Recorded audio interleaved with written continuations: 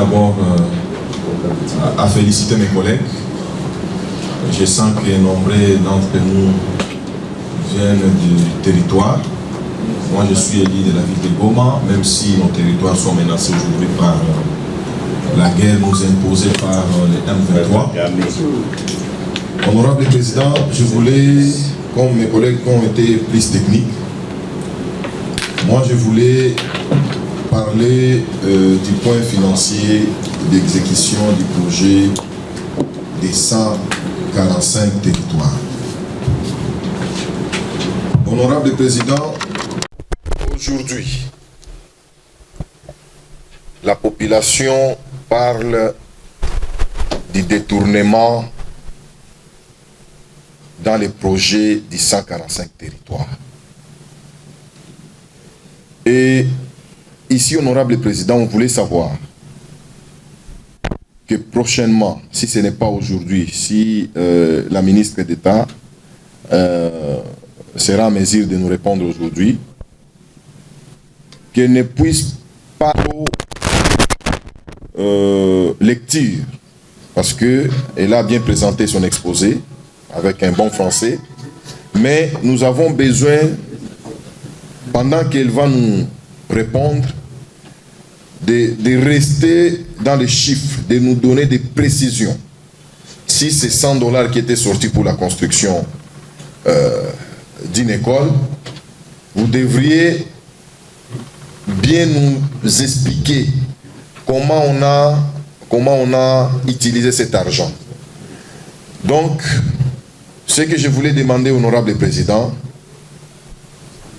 que notre ministre d'État puisse nous donner un schéma, un tableau, où se trouve chaque décaissement de l'argent.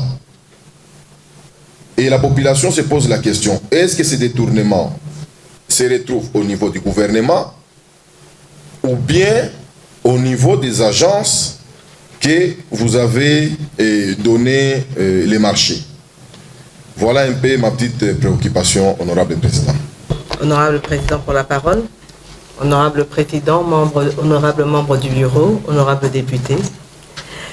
Ce que je dirais, c'est que j'ai épuisé tout un bloc-notes avec vos questions. Mon bloc-notes est totalement épuisé, donc ça veut dire que l'intérêt, ça montre l'intérêt que vous accordez au programme du développement local des 145 territoires, et je vous en remercie. J'ai bien noté un certain nombre de questions, j'ai des réponses déjà à certaines, mais à d'autres. Je pense que certains l'ont dit, les tableaux, etc., on pourra vous les ressortir, mais je ne pourrai pas vous les présenter là maintenant. L'autre chose aussi, pour certains tableaux, peut-être que donc dans ce cas-là, je vais demander un report pour pouvoir répondre à toutes les questions. Mais peut-être qu'il y a des projections qu'on devra faire parce qu'il y a des tableaux qu'on ne pourra pas vous produire sur papier parce que ça va faire une pile. Ou bien on vous le donne en format soft. Ou bien on fait une projection la prochaine fois qu'on vient parce que c'est...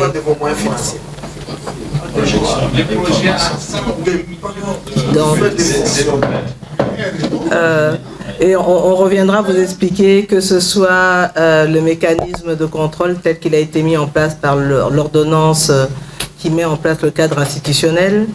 On vous expliquera aussi comment se passe le mécanisme de financement et de décaissement, parce que bon, le plan n'est là que pour coordonner le suivi et l'évaluation du contrôle. Et donc, nous pourrons revenir avec tous ces détails-là pour la prochaine fois. Merci. Merci.